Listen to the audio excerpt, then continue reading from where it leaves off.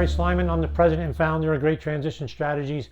Today's topic, how do you know when you're out of alignment with your values? I'm going to give you some scenarios and I want you to react to these. And I want you to say to yourself, did I get any pangs on this? Or what were the emotions I was feeling? You're in a grocery store and you see someone going down the aisle with 5, 6 packages of toilet paper in their carriage. I've seen that recently. At work, there's a supervisor that you write to, you need some guidance, you ask for guidance, you never get a response. A friend, an acquaintance that you write to, you've been trying to keep up with, and you haven't heard from them in a while, and you've sent a number of messages out of the blue. Finally, she comes to you, hey, contacts you, and guess what? She needs you because she wants a major favor. Last one, there's a colleague or a supervisor you send emails to on a regular basis that you want some help, and they're totally passive aggressive. You get an answer, yep, I'll do this, but then they ignore you, and then they never do what they say they're going to do. Did you feel any pangs? Did you have any emotions? What happens to me? I get a jolt of adrenaline when that happens, like, ugh. And I get tight, usually in my shoulders and in my thighs, like, ugh. So I get this, that's a trigger. That's telling me that something is not right in my world. It's telling me something is out of alignment with my values. If you feel pangs and you feel emotions, you are out of alignment with your values. And you need to do something about it. Okay, so first, what are values? Values are those beliefs, those attitudes, those things that are personally most important to you that provide motivation for you.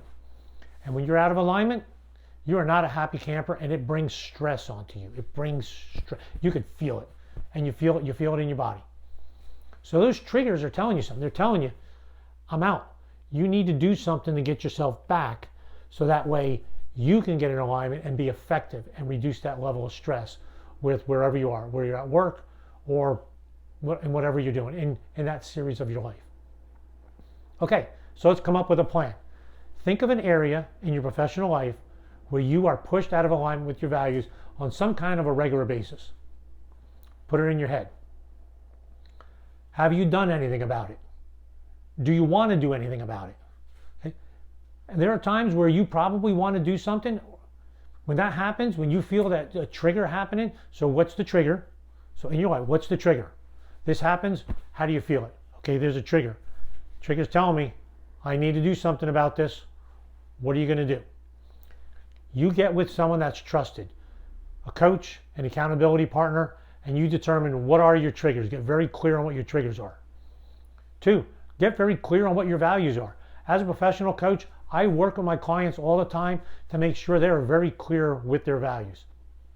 Most of us know our values, but I help bring them to the top so that they're at the forefront. And they talk about them, and they understand the behaviors that they want out of them. What are your values?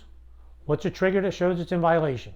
Now, what's the plan to do something about it? When a trigger happens, what am I going to do? In some cases, it might be stepping away, ignoring it for a little bit of a time, and then doing something about it. It might be doing something right away.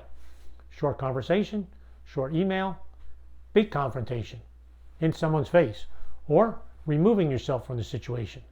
In some cases, people end up leaving their jobs or moving to a new department because of what's going on, because it has them out of alignment and it's not worth their stress.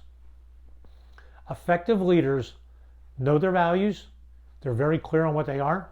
They understand triggers when something pushes out of them alignment, and they do something to move them back. And they have someone to help them hold themselves accountable so they can be the person that they want to be.